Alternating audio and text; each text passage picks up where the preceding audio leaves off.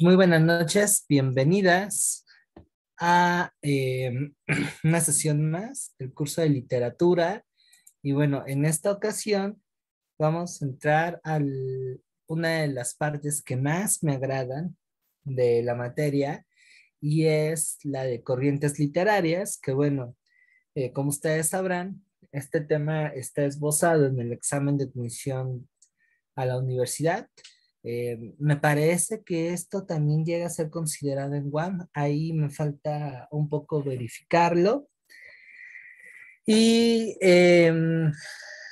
lo que les cuento es que aquí está un tanto engañoso el temario, porque si ustedes revisan la guía oficial, solamente contemplan tres corrientes literarias, que es romanticismo, realismo y literatura contemporánea, que es un chile mole y pozole.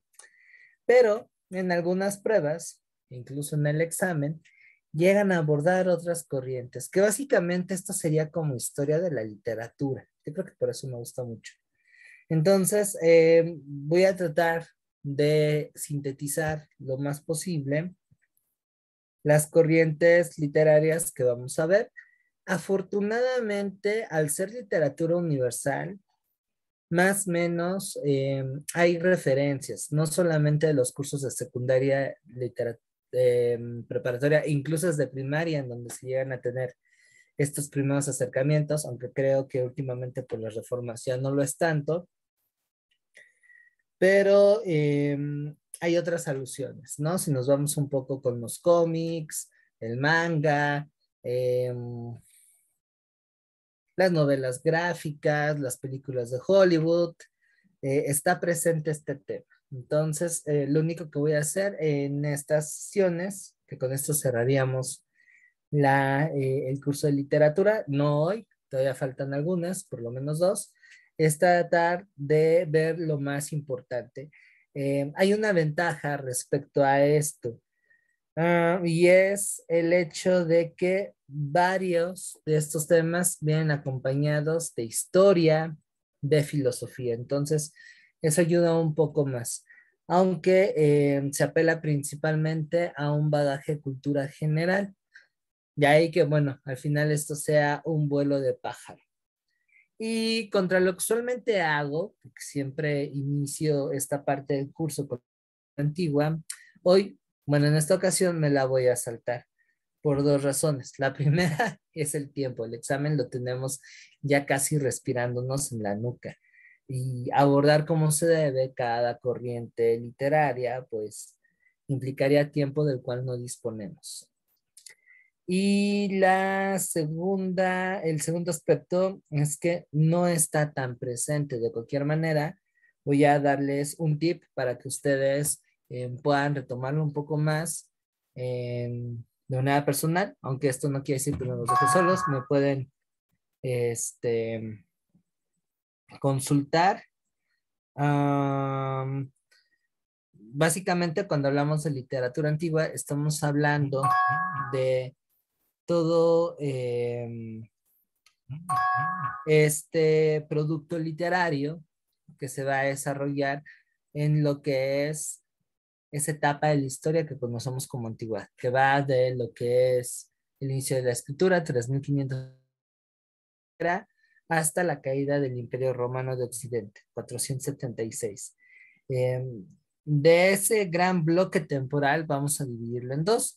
Las corrientes literarias de la antigüedad, como propiamente aparecen en los diferentes libros de literatura universal, van a corresponder a todas esas obras que van a desarrollar las famosas primeras civilizaciones. Es decir, aquellas obras que van a crear pueblos como Mesopotamia, Egipto, India, China, y aquí se añade a los judíos. Ahí hay líneas que pueden ir tomando y que pueden aplicar para las sucesivas corrientes literarias, que es, bueno, el contexto histórico, que es muy importante, el papel que tiene la literatura para esos pueblos. En algunos casos, aunque estemos hablando de literatura, viene plasmado un pensamiento que es, digamos, similar al que los griegos van a desarrollar con la filosofía. Y bueno, también cuestiones muy pragmáticas, ¿no? Incluso por ahí hay algunos textos que pudieran servir como referencias históricas.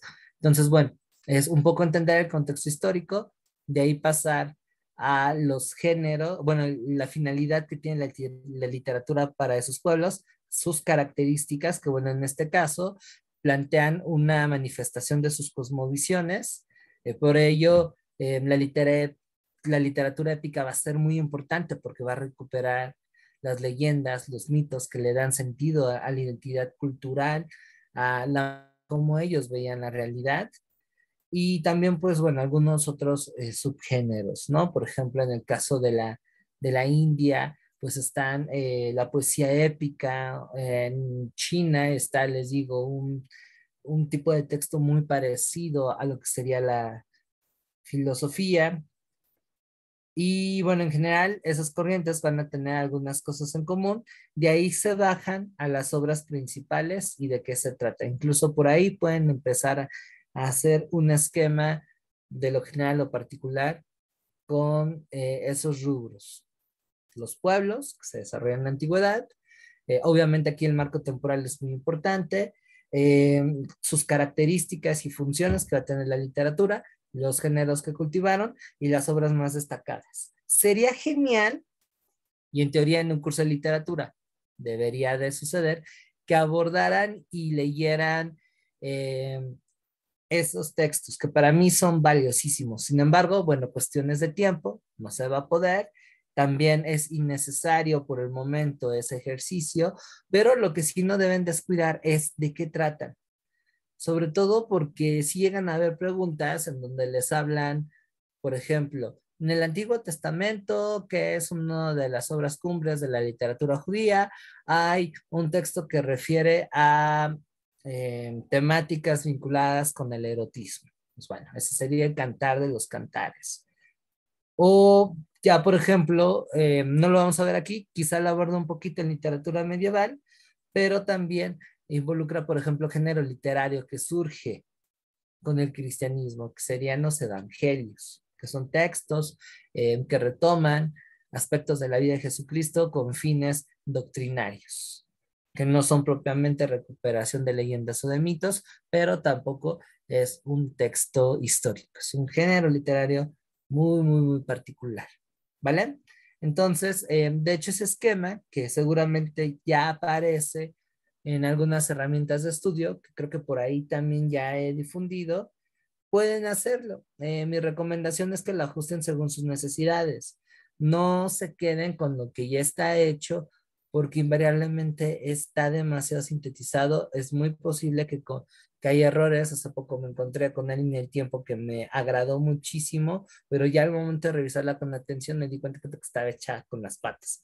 Entonces ahí sí, artesanalmente, yo sugiero que ante este tema, si van a hacer líneas del tiempo, háganla bajo una cuestión de investigación propia, trabajo de síntesis.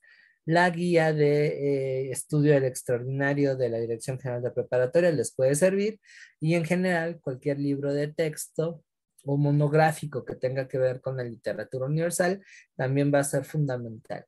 Lo importante para evitar algún inconveniente sobre este tema y que no resulte contraproducente es que vean los matices en cómo se han ido formando singularmente cada una de estas tradiciones literarias.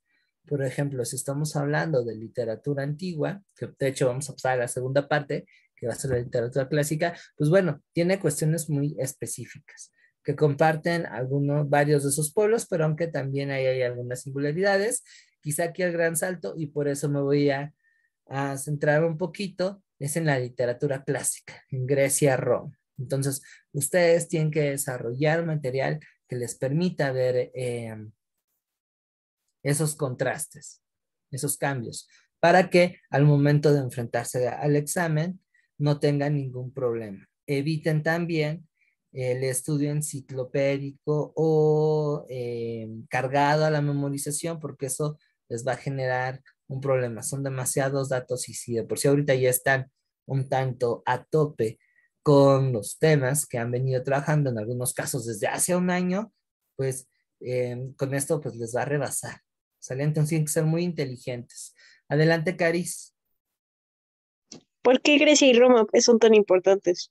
porque son la base de la cultura occidental Mm. y porque van a ser un canon que van a influir en el resto de las corrientes literarias. Esto no quiere decir que no hay una presencia de influencia, por ejemplo, de los judíos, el otro gran ingrediente de Occidente, pero no está tan presente. Y otra vez aquí reiteramos y se recupera un poco lo que es nuestra cosmovisión. Al final nosotros también estamos occidentalizados, entonces mucha de nuestra estructura de cómo asumimos el mundo, pues proviene de los griegos. Y si consideramos a la literatura como un arte, pues eh, los argumentos, las líneas, la idea de proporción, el papel de la literatura,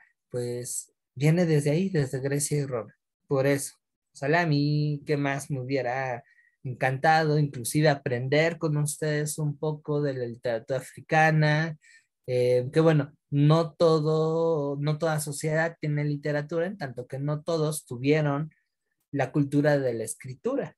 Hay pueblos en América, en África, en Asia que no poseen escritura, pero eso no quiere decir que no tengan un discurso parecido a la literatura, solamente que ese discurso pues se transmite de manera oral o a través de otros materiales. ¿Qué más que me hubiese encantado hacer ese viaje con ustedes? Pero bueno, ni siquiera en cursos escolares es posible. Es lamentable porque nos perdemos de mucho y no perderán de vista que estamos aquí porque tienen que tener los suficientes elementos eh, para poder acreditar el examen. Entonces, también por esa razón. ¿Va? ¿Alguna otra duda?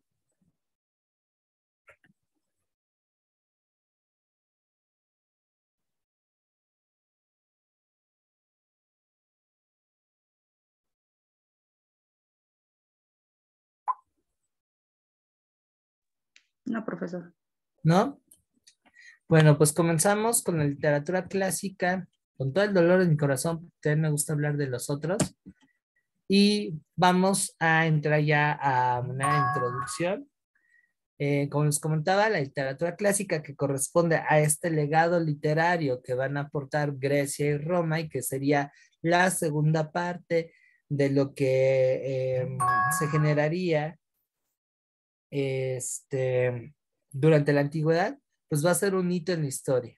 No solamente por la producción, que bueno, los griegos y los romanos se la van a pasar escribiendo, sino también por la temática que se ocupan y bueno, todas las ramas que se acercaron, inclusive fueron creadores de géneros literarios. ¿No? Además, aquí cabe señalar que cuando hablamos de literatura clásica, estamos haciendo referencia a ese legado que dejan Roma y Grecia, es decir, estas sociedades que se van a desarrollar en el Mediterráneo entre el siglo VII antes de nuestra era hasta el siglo V, es decir, hasta el final de la Edad Antigua. Y bueno, como ya les había comentado, van a ser las bases de la cultura occidental. Es más, algo de nosotros tiene un poco de la cultura grecolatina, en tanto que, bueno, se nos heredó por este contacto que se tuvo con España y que España estuvo 300 años por aquí. ¿Sale? Entonces, ese es un distintivo, porque aquí vamos a ver géneros literarios que antes no existían. ¿Sale? O que van a tardar en otros puntos del planeta en surgir. ¿Sale? Entonces, con esto, bueno, los objetivos es que ustedes identifiquen el legado literario de Grecia y Roma, así como sus particularidades, destacar, les digo, el nacimiento de estos nuevos géneros literarios y reconocer su importancia, algo muy, muy, muy básico. ¿Sale? ¿Dudas de lo que vamos a hacer en esta parte de la sesión?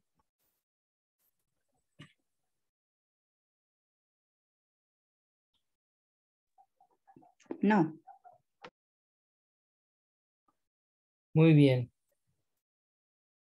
Entonces, bueno, hablamos un poquito de historia, ¿no? Ya les hablaba acerca de lo que era la antigüedad. Ahora me voy a centrar un poco en lo que es la antigüedad clásica, que es este periodo que va a comprender entre el siglo V antes de nuestra era y el fin de la Edad Antigua, y que va a ser el marco temporal en donde va a desarrollarse la cultura greco-romana o greco-latina. ¿Sale? Geográficamente va a ubicarse en lo que es la zona mediterránea. Híjole, no tengo aquí un mapa. Y las costas del Oriente Próximo, sobre todo considerando que esta cultura va a ir expandiéndose primeramente con la expansión del imperio de Alejandro Magno, que bueno, ustedes sabrán que trasciende las fronteras de Grecia y va a llegar incluso hasta la India y se va a mezclar con elementos culturales locales y el empuje que va a tener el imperio romano. Esto implica que esos cánones culturales van a asentarse en esas regiones, en algunos casos profundamente. Por ejemplo, vemos el caso de lo que es Turquía, Siria, que antes de la llegada de los musulmanes, el paradigma grecorromano pues estaba ahí, ¿no? Y esto va a implicar que la manera en cómo los griegos y sus herederos culturales, los romanos, entendían el mundo, van a verse ahí. Van a haber otras zonas, por ejemplo, en lo que es el antiguo Israel, lo que en su momento fue Judea, que ese impacto cultural no va a ser tan así. Sin embargo, pues hasta los judíos tuvieron su toque de influencia en la cultura griega. ¿Sale? Y bueno, esto gracias al empuje militar que va a tener el Imperio Romano, va a llevarse hasta tierras tan lejanas como lo es Gran Bretaña, España, y que eso ayuda a entender por qué hasta la fecha se mantiene esa impronta cultural. ¿Sale? ¿Dudas respecto a lo que llamamos antigüedad clásica?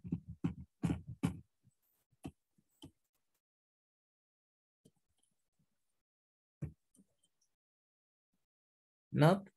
Bueno, entonces ya amarrando, digamos, este tema, pues la literatura clásica, como ya les decía, evoca a lo que es el legado literario de Grecia y Roma, ¿sale? Y que van a ser fundamentales porque van a influir en lo que después va a hacer, ¿no? O sea, si ustedes, por ejemplo, tuvieron la oportunidad de leer la Odisea, la Ilíada, que es lo más famoso de este canon literario, van a percatarse que su influencia, su presencia, va a verse mucho después. Y un ejemplo muy claro es la Divina Comedia de Dante Alighieri, sobre todo en el Renacimiento es cuando se va a recuperar esto.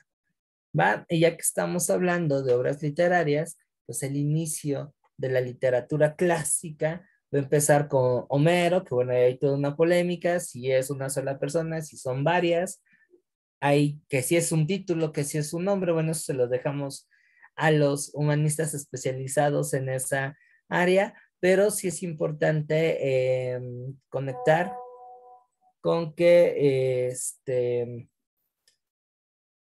esta tradición va a iniciar con la Ilíada y la Odisea, ¿sale? Y por extensión, pues va a continuar hasta el siglo V de nuestra era, donde se va a marcar una diferencia gracias al dominio cultural que paulatinamente va a tener el cristianismo, aunque también va a recibir una cierta influencia de la cultura grecolatina. Al tener elementos judíos, pues se va a manejar un tanto aparte, ¿no? Entonces, incluso algunos textos cristianos que más adelante van a ser fundamentales, como por ejemplo la obra de Dios de San Agustín, no, perdón, la ciudad de Dios de San Agustín, va a estar ahí presente este canon de la literatura clásica. No va a escapar a esta cultura grecorromana. ¿Sale? ¿Dudas hasta aquí?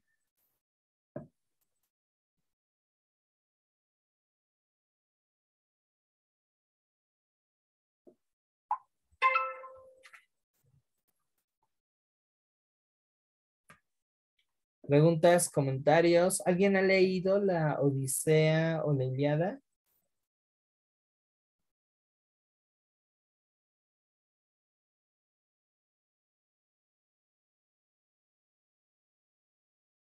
Hola, profe, Dígame. buenas noches. Sí, profe, sí lo he Hola, leído. Leído. sí.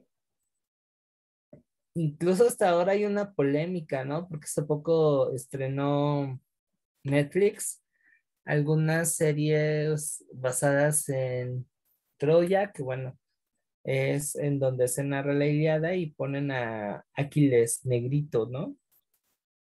Y eso, bueno, ha generado ahí algunas disyuntivas. Profe, Los demás, sí. pero también que en Grecia y Roma había muchos diferentes tonos de colores que no solo eran blancos. Eso es lo que también oí. Am, sí, pero no, sí se mantiene Te cuento. una serie de caracteres étnicos un tanto definidos. No van a ser güeritos, ojos azules, así tan blancos como los nórdicos, pero también no llegan a un nivel, o bueno, a un tono de piel tirándole al negro, ¿no? Linda. Ay, perdón, justo, yo he leído la Odisea Ujú. y no sé, nunca le terminé de entender como a la moraleja que deja. Tengo súper entendido que la Odisea nos muestra este camino como, ya filosóficamente hablando, como nos muestra un camino espiritual para hallar nuestra alma, nuestra capacidad de amar y reencontrarnos con nosotros mismos.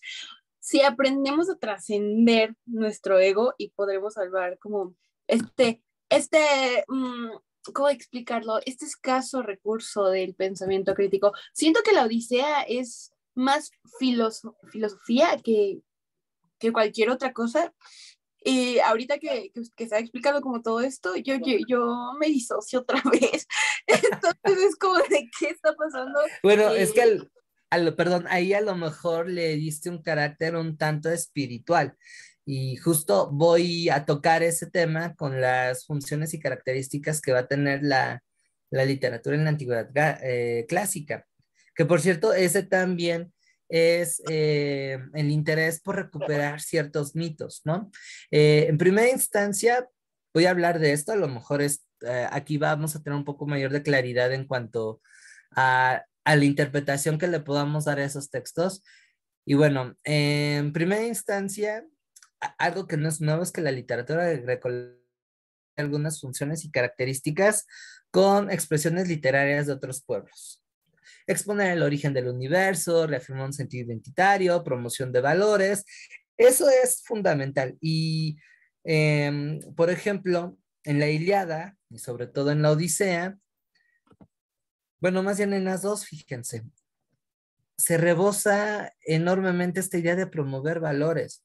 Por eso se le da ese carácter épico. Lo que muestran en la Ilíada y la Odisea es un modelo educativo. Por eso, bueno, quienes estudiamos educación, por ejemplo, yo además de ser historiador, soy pedagogo, nos vamos con leer un poco la Ilíada y la Odisea porque a través de contarte cómo era Aquiles, la postura que tiene Héctor ante su destino, el choque, porque además es muy rico la manera en cómo cuentan las batallas, la intervención de los dioses, plasman una forma de ver el mundo, más que ser, digamos, esta lección que a lo mejor tú le das que está un poquito más cercana hacia lo que es el desarrollo humano, el coaching y bueno, ese tipo de cuestiones que ahorita están más de moda, no va tan así, es, digamos, a leccionar en el sentido de, mira, la vida es un caos, el destino está de esta manera y estos héroes representan tales valores. Y como buen griego, pues tienes que seguirlos, ¿no? No es una cuestión muy espiritual, sino más bien son modelos de conducta. No sé si por ahí pudieras tener un poquito más claro el contraste, ¿no? Y sobre todo entender la vida según esta cultura, ¿no? Y si nosotros nos ponemos más finos, por eso es importante que acompañar este acercamiento a la literatura con el contexto histórico, pues vemos que la literatura grecorromana va a ser original, aunque por ahí va a tener una que otra influencia Mesopotamia, Egipto, sí van a manejarse aparte. Y algo que destaca muchísimo de los griegos y los romanos respecto a otros pueblos es su antropocentrismo. Cosa que no se nota en otros pueblos. Por ejemplo, si lo confrontamos un poco con la Biblia, ahí el protagonista es Dios. Y Dios te hace todo. Nada más ahí son los hombres los que, pues digamos, forman parte de un plan divino. Pero ahí es Dios. Dios. Acá, con los griegos y los romanos, y eso creo que es una de las cosas que más me gustan, aunque sean dioses, tienen conductas humanas. No son seres perfectos o perfectibles. Una cosa es que sean modelos de conducta y otra cosa es que sean seres perfectos. Y no es así, o sea, te los presentan con sentimientos, con arranques de ira, contradicciones, con decisiones que son injustas, pero por este día del destino se aplica. Entonces es algo muy hermoso que es original que tienen los griegos. Otra cuestión es que aquí por primera vez se intenta tener una relación armónica entre la forma, es decir, la estructura de la narración, y el fondo, el contenido. Y esta es una idea también muy grecolatina y que permanece hasta la fecha. La idea que la belleza y el equilibrio entre ambas van a ser requisito. Es una idea de bien y aquí, bueno, ya nos podríamos meter a una discusión estética, ¿no? Otra cuestión también muy importante es la idea de la fatalidad, en el sentido de que todo está predestinado. Que no, que ahí a lo mejor coquetea con otras tradiciones literarias, pero no se maneja del mismo modo. No es lo mismo, por ejemplo, la narración de la vida del rey David.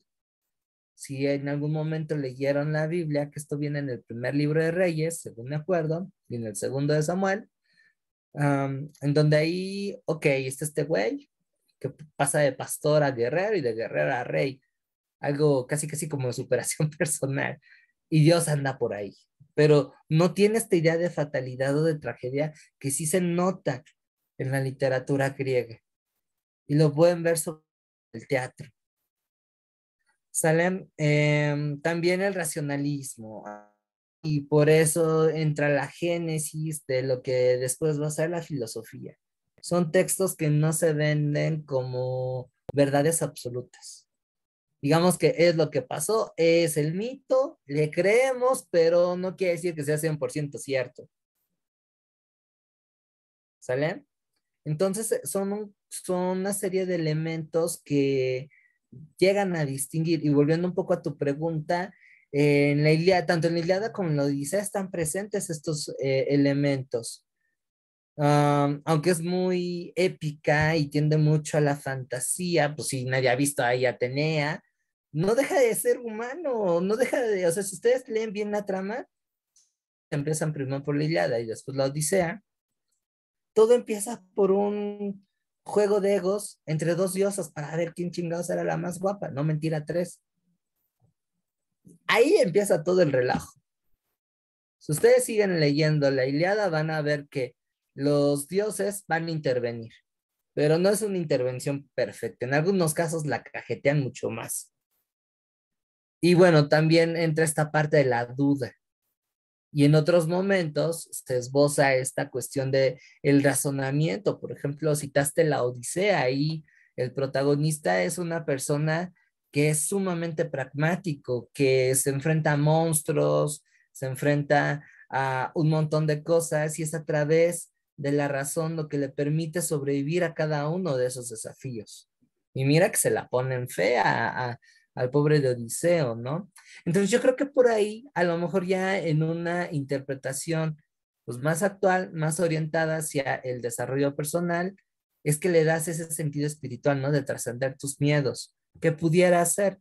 Pero en general, más bien la lección de la Odisea, pedagógicamente hablando, es la vida es un caos, hay fuerzas naturales que no puedes controlar, que además tiene este toque de fatalidad, porque si ustedes recuerdan en la Odisea, al pobre del protagonista, nombre, tiene otro nombre además de Odiseo, se le van muriendo todos y prácticamente llega solo a su tierra, ¿no? Que por cierto ahí se tiene que enfrentar a varios compas que quieren pretender a su mujer porque ya lo daban por muerto.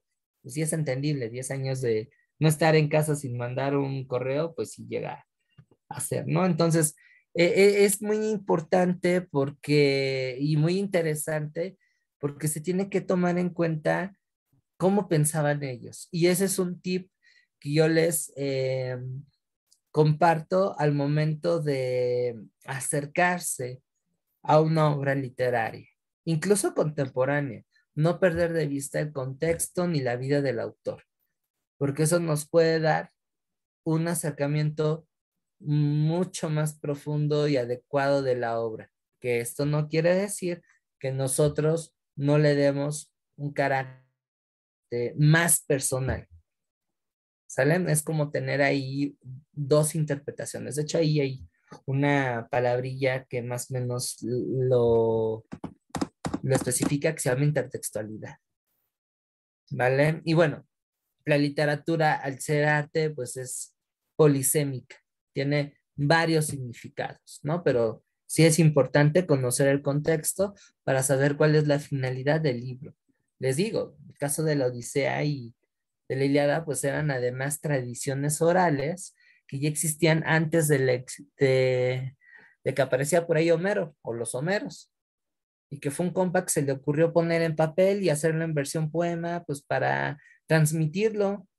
Recuerden que la literatura también va a ser una vía de transmisión de conocimientos y saberes. Compartir experiencias. No nada más es esta cuestión de entretenimiento. Hagan de cuenta que eran como las redes sociales de esa época. Bueno, con sus distancias. ¿Sale? Entonces, bueno, ahí viene esta parte de las funciones y las características, el por qué además se comienzan a cultivar determinados géneros literarios. ¿Sale? ¿Dudas, preguntas, comentarios, algo que quieran agregar?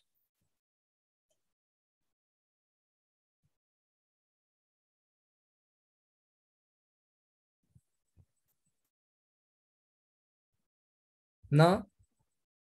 Luego pasa algo ahí como una especie de Wattpad, o como le llaman ahora fanfic, porque hay una tercera obra que, digamos, se desprende del argumento central de la Ilíada y la Odisea y que va a servir para justificar el origen de Roma, la Eneida,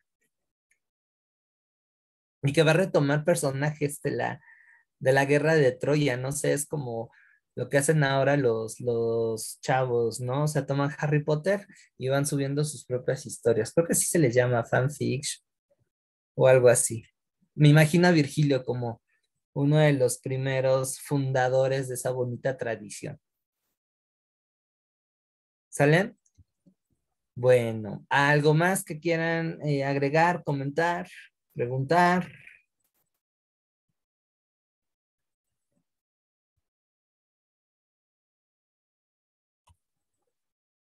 ¿No? Bueno, ahora vámonos con los géneros literarios. ¿Cuáles se van a cultivar? Ya les decía que la literatura épica, pues al final es un pueblo que ve en la guerra, en estos héroes, un modelo de conducta, una referencia, un ideal. Esa es otra manera de también de entender porque esos textos son fundamentales, son ideales a seguir. Y repercutieron, por ejemplo, Alejandro Magno, este famoso conquistador griego, si aspiraba a esta grandeza de conquistar el mundo conocido era porque el güey se clavó muchísimo con la figura de Aquiles. Y para él su ideal, su modelo de conducta era Aquiles. Entonces, bueno, por eso el muchacho invirtió en tanto tiempo y hasta se murió ahí en plena faena.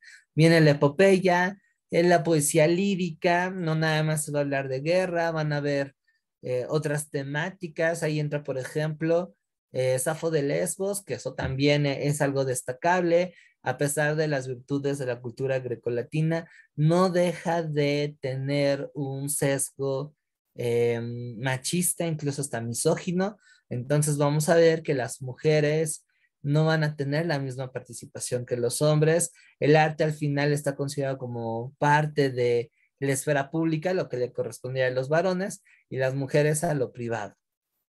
Por eso no vemos tantas literatas en la cultura grecolatina. Sin embargo, van a aparecer. van a aparecer literatas como tal, pues está esta poeta, Safo de Lesbos, por ahí está, ay, se me fue el nombre, Diatima, que por cierto su vida está también entre la leyenda y la historia, y por ahí hubieron otras más que incluso se dedicaron a la filosofía, una de las más famosas, y entrando con Roma, pues va a ser la Hipatia de Alejandría, ¿no? Entonces algo muy importante esto. Retórica, fundamental, al venirse la democracia y sistema de gobierno más representativos, necesitamos tener un arte literario, una serie de técnicas que permitan persuadir, convencer a los otros, ¿no? La comedia, que eso es algo que también está bien interesante y que a lo mejor no están en todos los pueblos, por ahí se me viene a la mente China. ¿Quién es otro pueblo que cultiva la comedia? Japón, también me parece, no estoy tan seguro, pero la comedia griega es muy especial. Son los primeros que hacen obras de teatro con el fin de reírse, de burlarse de la vida. Y que además por eso también tiene un elemento educativo bien interesante y de desahogo. Es otra cosa que también tienen los griegos, el desahogo que implica el arte, ¿no? Y que bueno, eso es algo que hasta la fecha se mantiene. Viene la tragedia, bueno, al final un recuerdo de que la vida no es dulce, al contrario, hay más espinas que placer, entonces eso hay que recordarlo, ¿no? Al final la literatura también entra como esta constructora de conciencias. Entra la historia, por supuesto, y la filosofía. ¿Sale? ¿Dudas hasta aquí? No, profe, todo bien. Muy bien. Y sí, Caris. Bueno, hablando de mujeres que escribían en culturas grecolatinas, supuestamente también existió la maestra de este Sócrates, que era mujer, ¿no? Diótima. Sí, era la que me refería. Era No, la que pero, o te... sea, también había una participación de mujeres, es mi punto, de que había más de todo y que también deberíamos de saber un poco de la historia de la mujer en estas esferas. Claro, aunque también cabe señalar para evitar idealizaciones que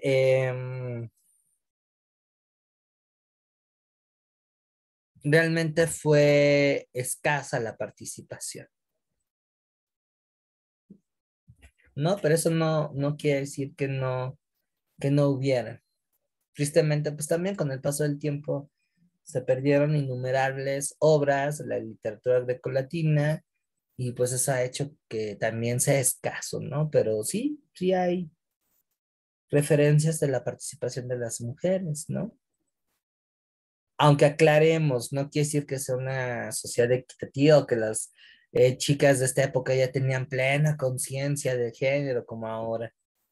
A lo mejor respondían a otras cuestiones. Aquí es en donde entra la historia para mejor, en este caso, el desarrollo de las tradiciones literarias que han habido, ¿no? Entonces, este cuadro me gustó, la verdad, porque les ahorra bastante trabajo.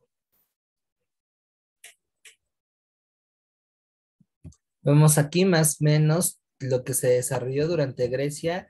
Y bueno, no he hablado tanto de Roma porque continúa con el legado, pero también, o sea, también tiene lo suyo. La literatura romana es muy, muy interesante. De hecho, por ahí tenemos el primer manual, por así decirlo, para enamorar, que es el Ars Amandi de Ovidio. Marcial, Juvenal, también se aventaban versos muy interesantes para enamorar a las ladies. Y no recuerdo quién de los tres, o si fue otro literato romano que hasta se aventó el primer texto de cómo llevar literal a una mujer a la cama y tener relaciones sexuales. Que creo que eso también lo llega a desarrollar este video en el Arzamante, y no me acuerdo. Pero sí, este cuate podría ser como el lejano antecedente con sus respectivas instancias de pues, esta literatura erótica que también va a estar presente, sobre todo en el siglo XVIII y XIX. ¿No? Ahí tienen al buen Marqués. Y que bueno, por todas esas experiencias, pues lleva a que cuando la Iglesia Católica y el cristianismo en general alcanza una hegemonía en el poder, pues, son textos que van en contra de esas creencias, entonces vámonos.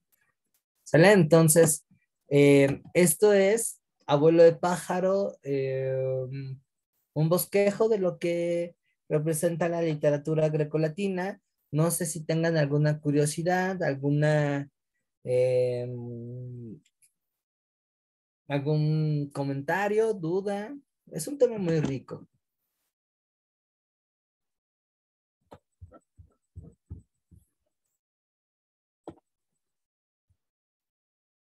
Mis queridos área 4 que bueno, ya sea diseño, literatura en general, pues tienen que conocer un poquito más a detalle los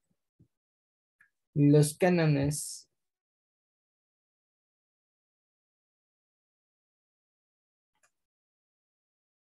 que nos dejan los griegos y los romanos,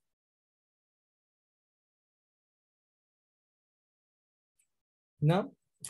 También les voy a recomendar un texto, creo que ese lo tengo en PDF, que puede servirles para como una buena introducción a la literatura grecolatina. Denme un segundito, déjenme lo busco.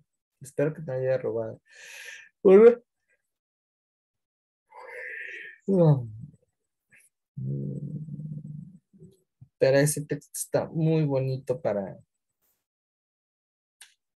entrarle. Ah, sí, sí lo tengo.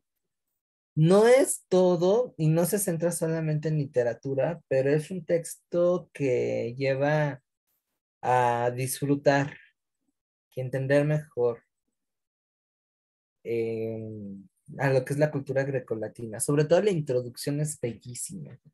Otro texto que pudiera ayudarles, no solamente en la literatura, sino en otras áreas de humanidades, es el de Nucciordini. Ay, se me fue. Ah, La utilidad de lo inútil. Que por cierto les recomiendo que lean ese texto si piensan dedicarse a las humanidades y artes, porque es toda una declaración de principios y una justificación del porqué de nuestro trabajo. Sobre todo ante tanta acelere y tanta cuestión toda pragmática, ese libro es una joya. Y Linda, creo que andas ahí en gestión cultural o vas para allá. Ese texto tiene que ser de cabecera para ti.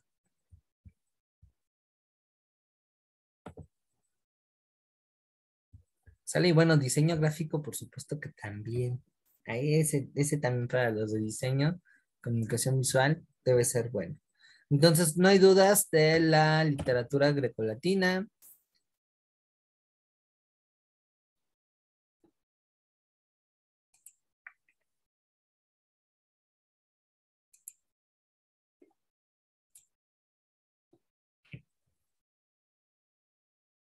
¿No es?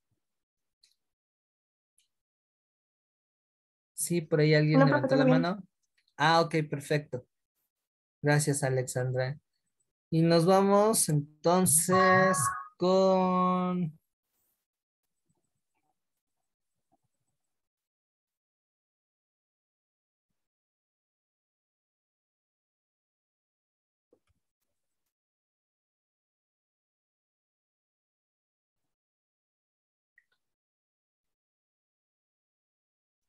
lo que es la literatura medieval.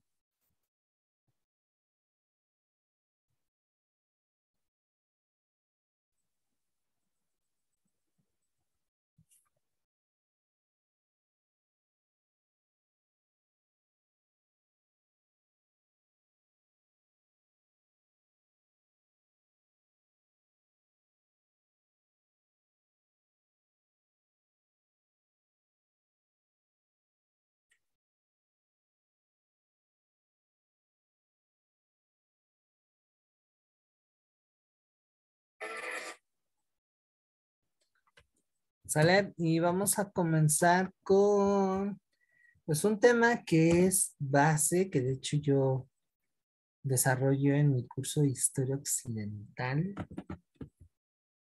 ahí con mis chicos de cuarto semestre de bachillerato en la escuela en donde estoy. y es la literatura medieval y renacentista. ¿Sale? Y que bueno, va a tener como base justo el cristianismo. Y de hecho por ahí vamos a arrancar. Bueno, a manera de introducción, la civilización griega y romana van a tener un crecimiento literario bastante destacado y estas corrientes literarias que se cultivaron en la antigüedad van a ampliarse todavía más, se van a volver más complejas con la influencia del cristianismo. Sobre todo cuando esta religión poco a poco va extendiéndose del judaísmo y va a asumir un carácter más propio. Pero la literatura cristiana, que va a ser la génesis de la literatura medieval, pues también va a ser un punto de quiebra, una ruptura, en tanto que van a rechazar varios elementos culturales grecolatinos y eso pues también su destrucción. Lo que bueno, se ve un poco en este, en la película de Hipatia, no sé si la hayan visto.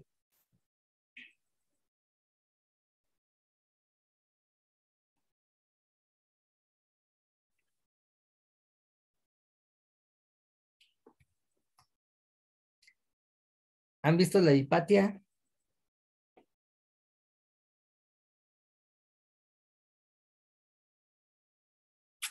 No, profe, no. ¿No la han visto? Buena tarea, vean Hipatia.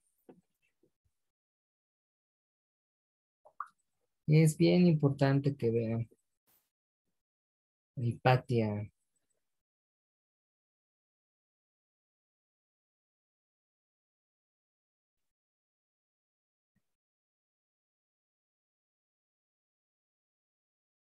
Porque ahí se ve cómo se da ese rechazo y también se visualiza un poco estos cambios que hay entre literatura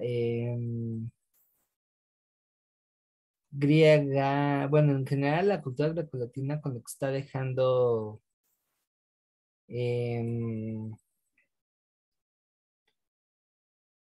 el cristianismo. ¿Hipatía de Alejandría? Ajá, sí, sí, a mi patia.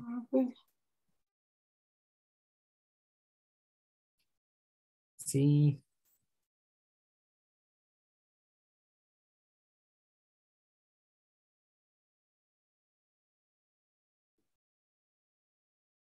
Entonces, bueno, ¿qué vamos a ver ahorita?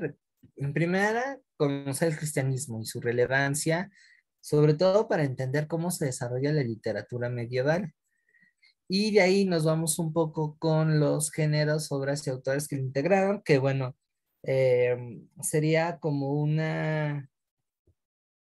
este, una extensión de la literatura grecolatina, por un lado, pero ya manejándose dentro de otro. Y por supuesto que aquí también, ojalá que nos dé tiempo, pues vamos a abarcar dos corrientes literarias que van a ser fundamentales. Y si no, pues ya dentro de 15 días, ¿no? Que son los árabes y el Renacimiento. O vemos cómo le hacemos, porque también se nos viene romanticismo, realismo, y eso también llega a ser parte del examen. Entonces, bueno, ahí entra una disyuntiva en qué dar, porque, híjole, pues sí daría, no nos daría tiempo. Bueno, ¿qué me saben del cristianismo?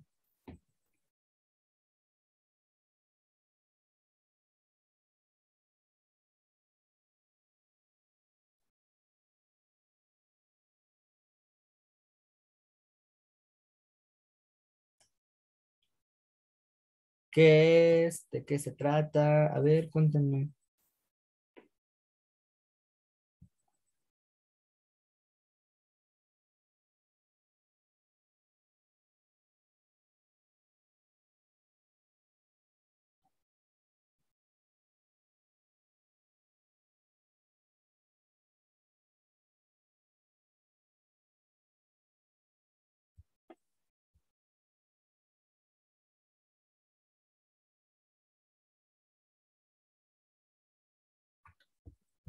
Nada.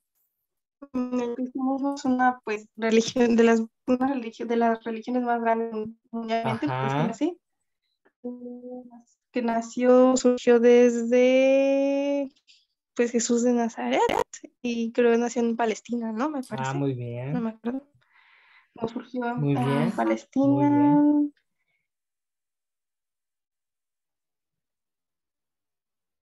Se ¿Qué crean más? ¿Qué otras más? culturas como lo es el judaísmo, el budismo y así. Todos creían en Buda o algo así, no me acuerdo muy bien. No, ¿qué pasó? Budes de la India. Te me fuiste muy al Sí, sí, oriente. sí. Sí, sí, sí. Mm,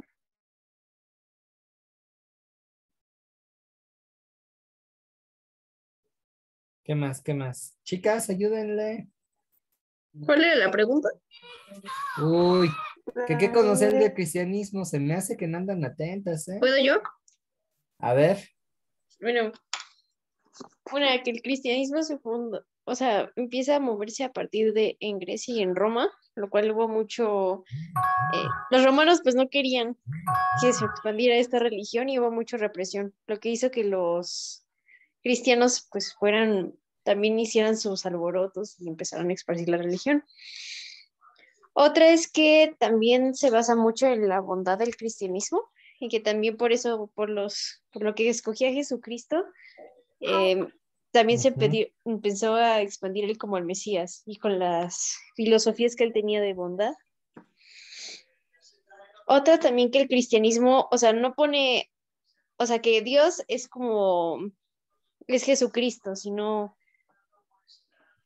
también eso es lo que más o menos sé, y que su mito de Génesis y los mitos de la Biblia son una recopilación que hicieron los judíos de varias culturas y que les adaptaron a las suyas. Ok. Hasta ahí sí. Bueno, es que hay unos detallitos sobre Grecia y Roma. Y también esta idea de la represión general es más un mito que historia.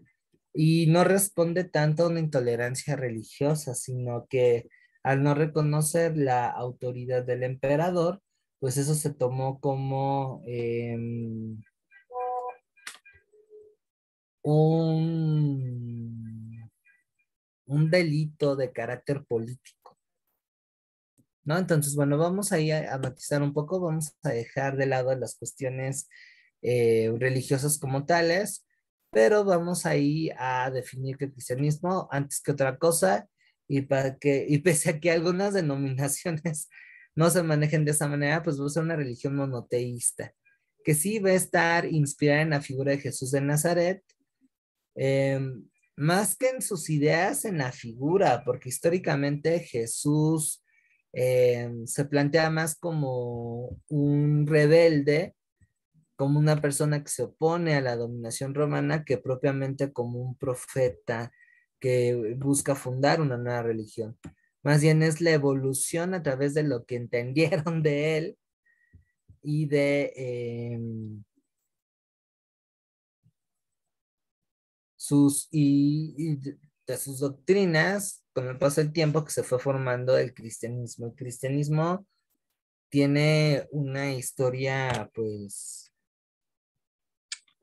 muy interesante, ¿sale? Pero bueno, dejando de lado esta cuestión, los principales rasgos que aquí lo voy a plantear con ahora sí que con negritas, porque si no, no le vamos a cachar un poco a la Edad Media, pues es que va a distinguir en todo momento lo espiritual y lo terrenal. Ellos van a tener una noción de la materia, el cuerpo, pues es prácticamente algo imperfecto y a lo que hay que poner más atención es a seguir las buenas obras, la norma moral que aparentemente dejó Jesús para poder obtener la salvación. O sea, es una religión que plantea que hubo un inicio, va a haber un final, y en ese inter, Diosito te da la facultad de que puedas librarte de tus pecados, que son estas fallas, digamos, que el género humano tiene ante la ley divina, a través de la fe en Jesús, o bueno, ya te fregaste, ¿no? Es una religión escatológica porque se plantean que hay un fin de los tiempos y que después de ese fin de los tiempos que implica un acabose, llega un tiempo de redención. Y eso es muy importante porque pues eso también va a influir en la literatura.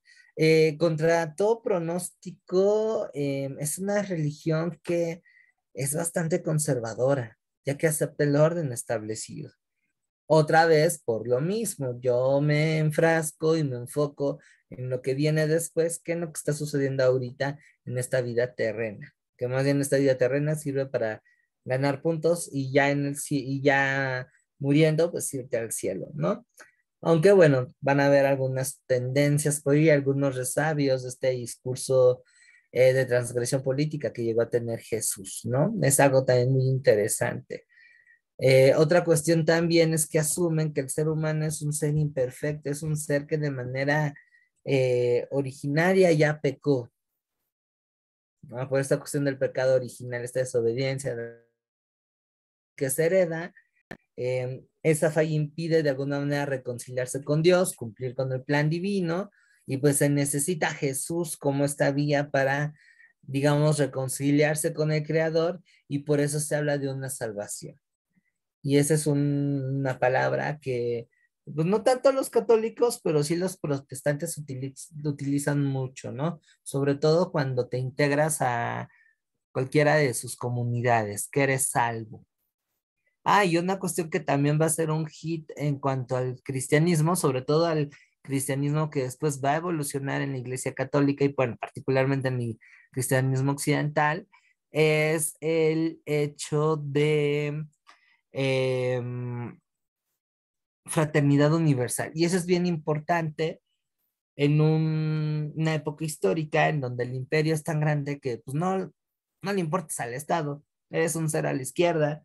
Y bueno, habiendo también mucha esclavitud, el que de pronto te llegan con un rollo de que también eres hijo de Dios, y no importando de que haya un güey más rico que tú, si los dos aceptan a Cristo, son hermanos en Cristo y se habla, bueno, fraternidad y un montón de cosas que a lo mejor ya escucharon en su primera comunión. Entonces, eso, ante una sociedad bastante desigual, con un criterio más o menos, pues sí, digamos, está muy, muy difícil la vida, pues va a ser todo un hit, porque va a implicar una especie como de calma, de, hey, si estás sufriendo ahorita, no te preocupes, pórtate bien, acepta a Jesús, y en el cielo te va a ir de poca madre, ¿no? Y es un hit que hasta la fecha se mantiene a grosso modo, ahí con uno que otro improperio, es una explicación histórica del cristianismo, de lo que es, lo que encierra. No sé si hay otra cosa más que quieran agregar, chicas.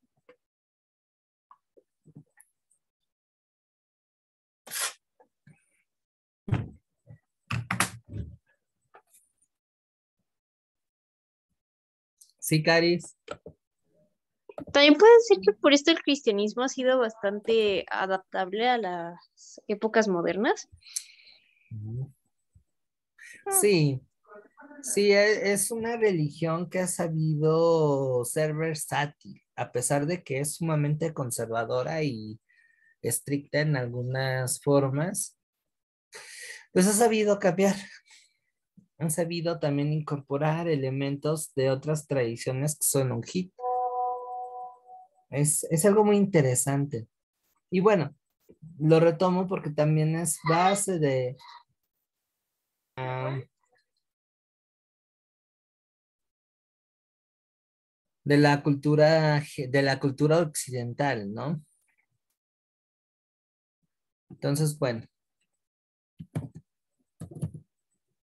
donde pueden visualizar toda esta riqueza que tiene el cristianismo es en los evangelios apócrifos. Eso nos marca que además el cristianismo va a ser heterogéneo. Ahora, ¿qué vamos a ver aquí? Que aquí los cristianos van a expandir la saga que venía en la Biblia, viene la segunda parte. Y esto implica que hay nuevos géneros literarios. el más destacado de ellos es el Evangelio, también conocido como Buena Nueva. De hecho, Evangelio en griego es Buena Nueva. Y que, como les decía, son narraciones de la vida de Jesús con énfasis en promover la religión.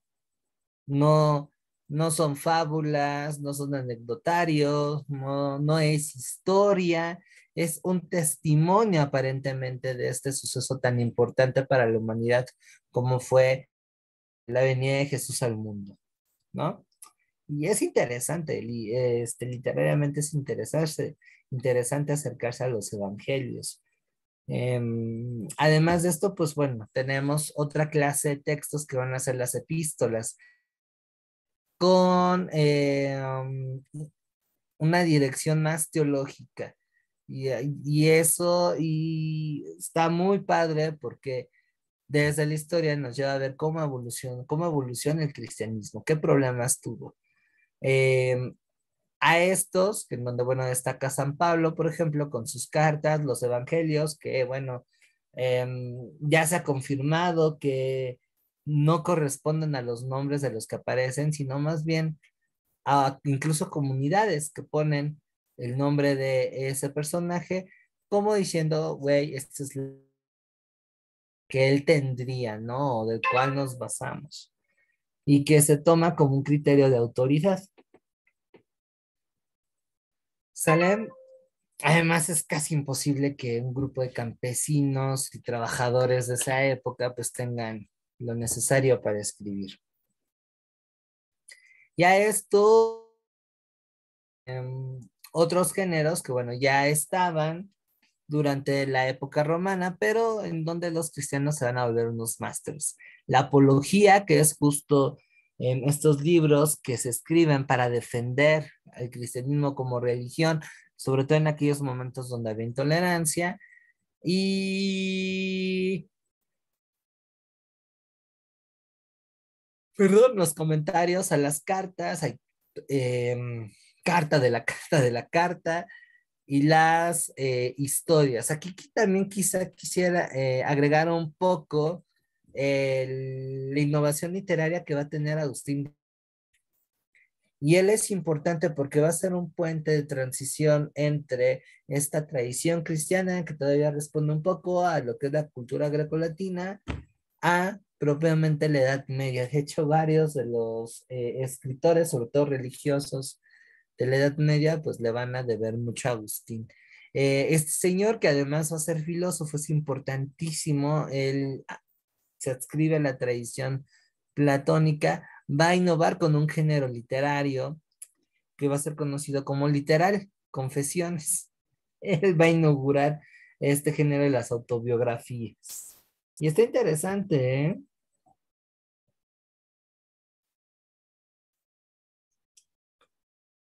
Cómo él contribuye a la literatura y como filósofo está pesado, es todo un tiro aventarse a don Agustín.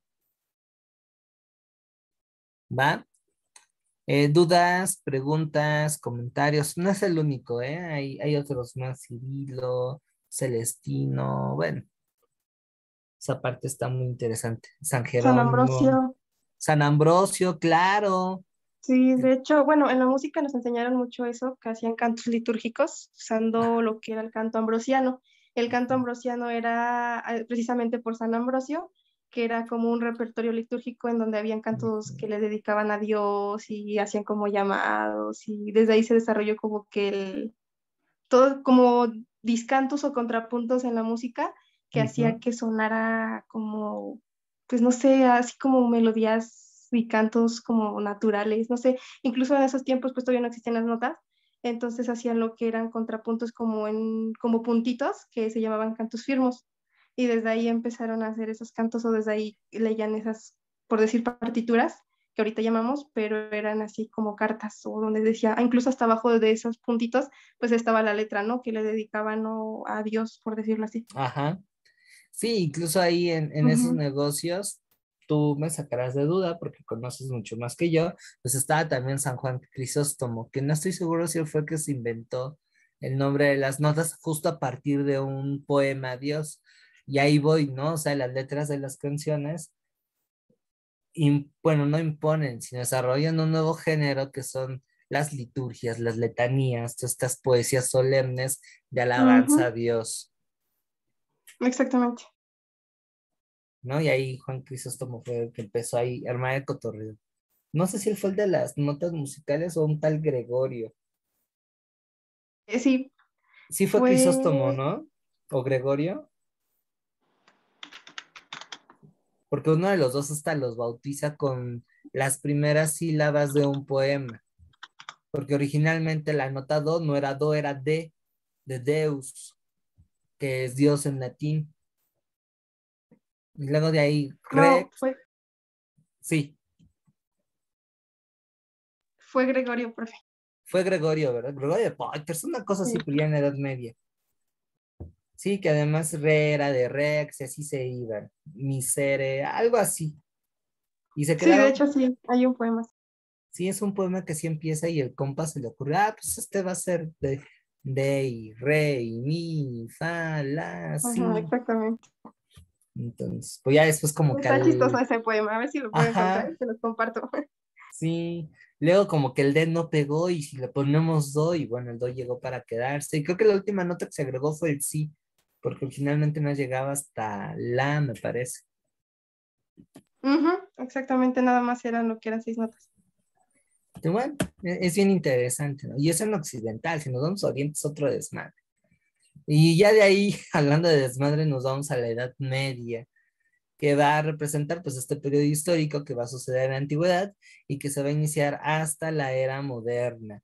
En ella, bueno, algunas sociedades de la parte occidental y central de Europa van a experimentar una fragmentación política. O sea, estamos hablando ya después de la caída del Imperio Romano y el surgimiento de la Iglesia Católica como un poder institucional.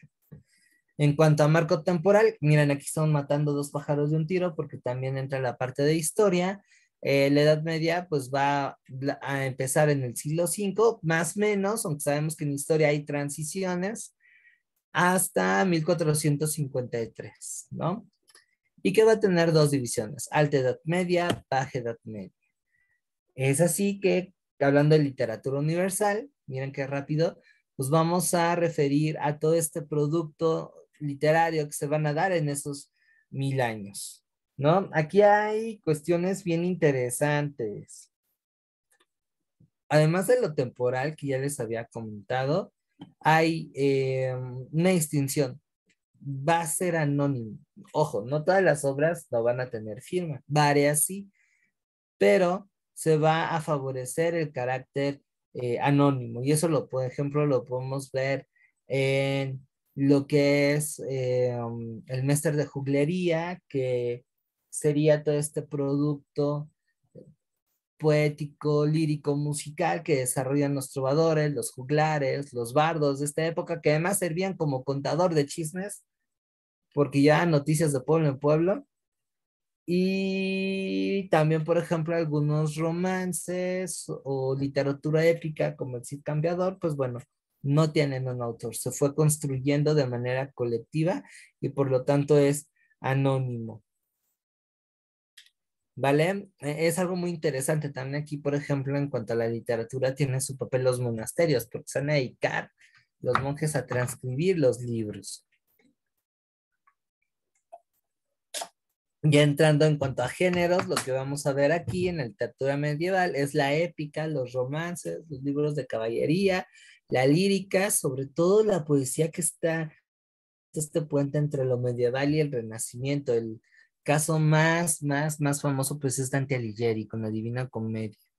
La narrativa, vamos a tener cuentos, vamos a tener una especie ahí de relatos que van a contar una serie de sucesos. Teatro, pero el teatro va a estar orientado hacia asuntos religiosos. ¿Sale? También hay que incorporar las sagas, que son estos relatos anónimos, escritos en verso, que van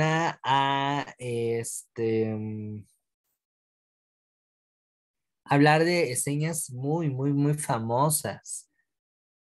Y pues depende aquí de dónde, ¿no? Tenemos las sagas nórdicas, las sagas artúricas. Digamos que cada parte de Europa va a tener su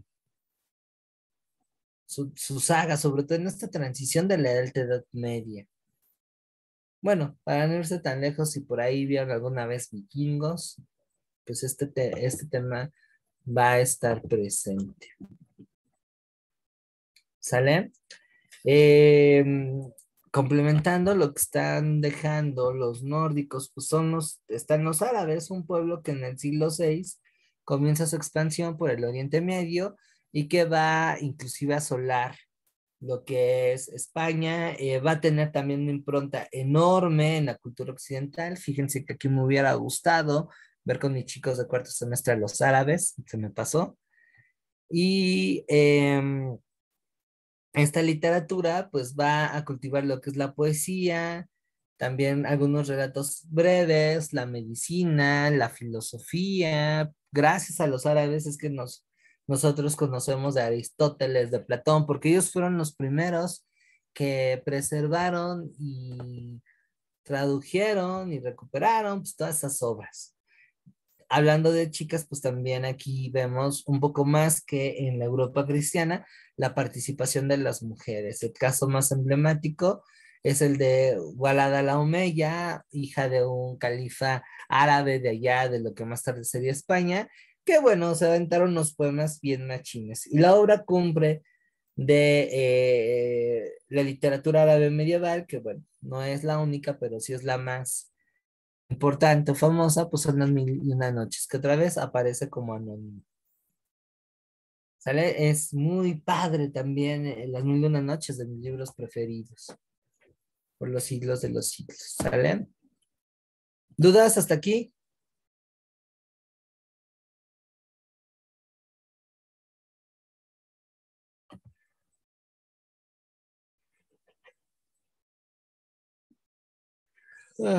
Y llegando a este punto, pues están ya No, la profe, todo literatura. bien. Gracias. Llegamos a lo que es los géneros literarios de la Edad Media. Aquí van a ver 4 temáticas: aspectos religiosos, el amor, el heroísmo y la moral. Otra vez la literatura jugando un poco como este catalizador de modelos de conducta, más bien amplificador. En este punto, pues, entran los cantares, que van a ser la narración de gestas guerreras de los caballeros, los más famosos, el cantar de Rondán, el cantar de Mio Cid. En cuanto a la poesía lírica, tenemos una poesía popular que van a ser llamadas jarchas, que van a referir a cuestiones agrícolas o de la vida cotidiana de los de abajo. Luego tenemos la poesía culta, que va a estar centrada en lo épico. Aquí entran los mestres de juglería, que los mestres son como colección de poesía juglaresca que van a cantar acerca de los hechos de caballeros famosos. O sea que el romance ya estaba, pensemos, perdón, los cantares, pensemos en el del Mio Cid. Ahí alguien lo recordó, lo andaba cantando de generación en generación, y llega un trovador, le pone música a ese poema y va y lo canta a las cortes, ¿no? Es algo muy interesante ahí. Y hay una poesía que está enfocada a cuestiones más religiosas, que es el Mester de Clerecía. ¿Vale? Aquí también pudiera agregar dentro de la poesía, no sé si enfocar en la poesía popular, porque no era propiamente la gente quien lo escribía, sino eran monjes rebeldes, los goliardos, que eran, les digo, gente de la iglesia que renuncia a sus votos y se va casi casi de vagabundo cantando versos bien profanos, porque la mayoría tiene que ver con el desmadre y con el sexo, justo. Entonces está bien interesante la poesía de los goliardos porque es un cuestionamiento a la moral cristiana. En cuanto a los géneros, pues tenemos los libros de viaje, ahí entra el de Marco Polo.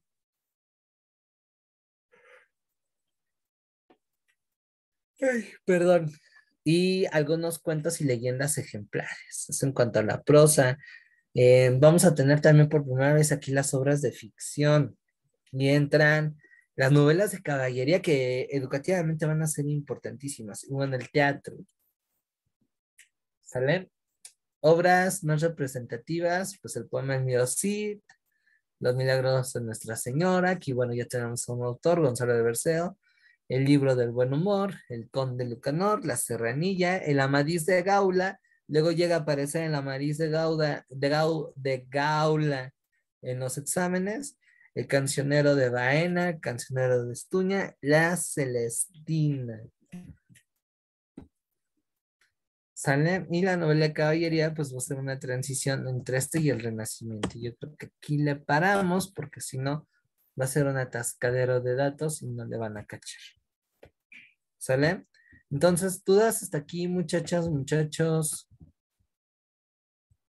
Perdón por este vuelo tan rápido de las corrientes literarias. Ojalá que la sesión de hoy pues haya promovido el interés por acercarse un poco a estos textos.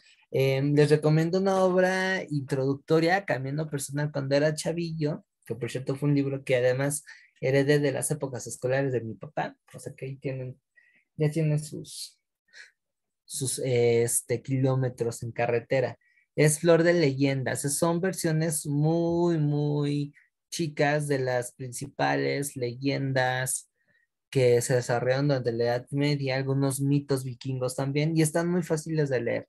Si han tenido un cero acercamiento a la literatura medieval y después de esta clase a lo mejor se quedan picadas, léanse Flor de Leyendas y ya con ese bagaje paulatinamente se pueden lanzar a leer que el mío, sí, que la saga de la Nibelunco, Guillermo Tell y no me acuerdo cuántas, tantas cosas más. Entonces, dudas, comentarios.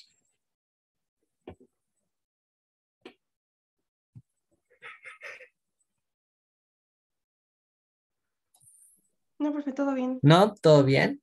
Bueno, pues esperamos que esto, gracias, les haya funcionado. Recuerden que el próximo lunes se viene el cuarto examen parcial.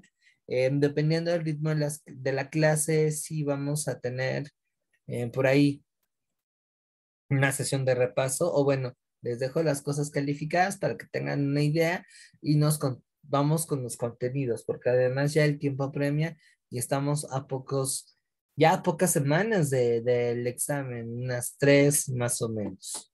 4 para quienes más adelante estén ahí, ¿va? Pero sí ya es momento de agilizar un poco las cosas para que podamos avanzar, no solamente en LITE, sino en Historia de México, que es donde todavía estamos un poquito más retrasados.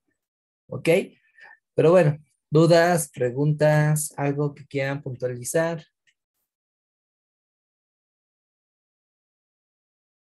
No, profe, ahorita no. ¿De qué dijo? De lo de los monjes.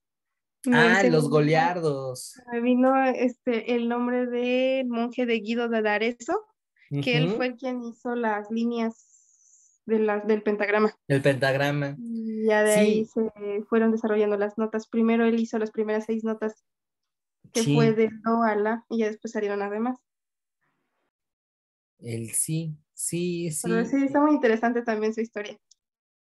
Sí, él andaba, creo que en rollos de música sacra, ¿no? Porque además, Ajá, la música que música se sacra. autorizaba eran las letanías, la música Exactamente. sacra, de alabar a Dios. Y los monjes tenían que cantar, ¿no? Y están los coros gregorianos. Pero Mm. hubieron otros, como los goliardos, que pues, eran más mundanos y preferían escribir, son bien simpáticos esos cuates, sobre la peda que tuvieron anoche y con quién se acostaron. Una inversión de valores y de principios bien interesante. Y además con un toque de humor. Si por ahí conocen, no sé si es ópera, ahí Ale me pudiera aclarar mejor.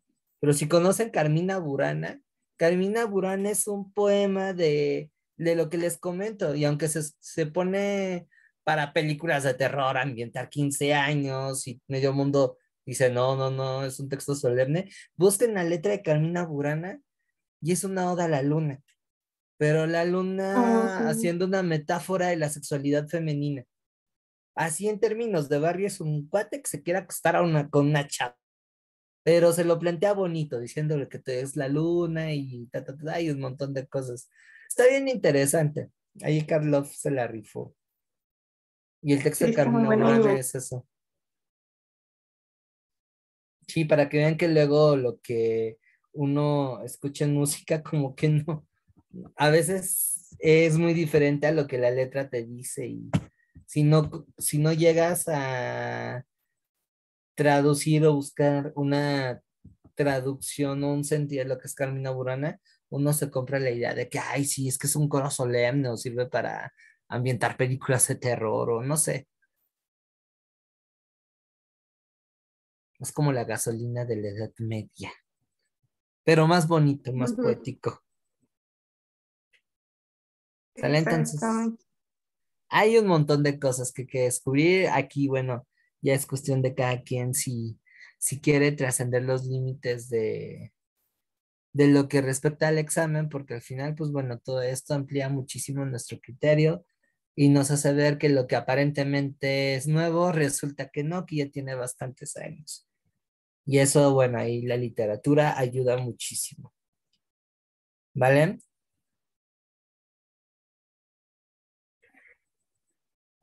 Ok, perfecto. Ok, pues muy bien. Le cortamos hasta aquí para quienes deseen tomar la clase y bueno, área 4 que sí está obligado. Mañana tenemos que ya. El jueves no tuvimos la recuperación del examen. La vamos a tener el día para quien quiera ahí. Si tiene dudas, conectarse, verificar. De hecho, la sesión es para eso, para atender dudas, más que calificar el examen, que se supone que ya lo calificaron. Entonces, si no tienen dudas respecto al examen, creen que todo está afinadito, podemos no vernos ese día y continuar con Historia de México. ¿Sale? Pero bueno, eso es solamente si no desean la retroalimentación, si la desean, nos podemos ver el miércoles, ¿sale? Reitero, no solamente es considerar el resultado cuantitativo, es decir, el número de los aciertos, sino que ustedes vayan detectando en dónde hay que ponerle atención, sobre todo en esta última fase de su preparación. Si se sigue navegando con eh, ahí sin rumbo, con la brújula descompuesta, sin saber hacia dónde ir, pues se pierden de esta oportunidad de tener un mejor aprovechamiento, van a estar en desventaja en el examen. Si hacen estos repasos, ubican, bueno, hasta les pueda servir para atacar otros exámenes de titulación, perdón, de admisión, ¿vale? Entonces, bueno, ya ahí si quieren mañana lo platicamos los de área 4 con más detalle o por el chat, que para eso sirve, ¿va? Cuídense mucho, descansen, espero que se encuentren bien y nos vemos el día de mañana para los que gusten, las que gusten, perdón, acompañarme. Ya empezamos lógica.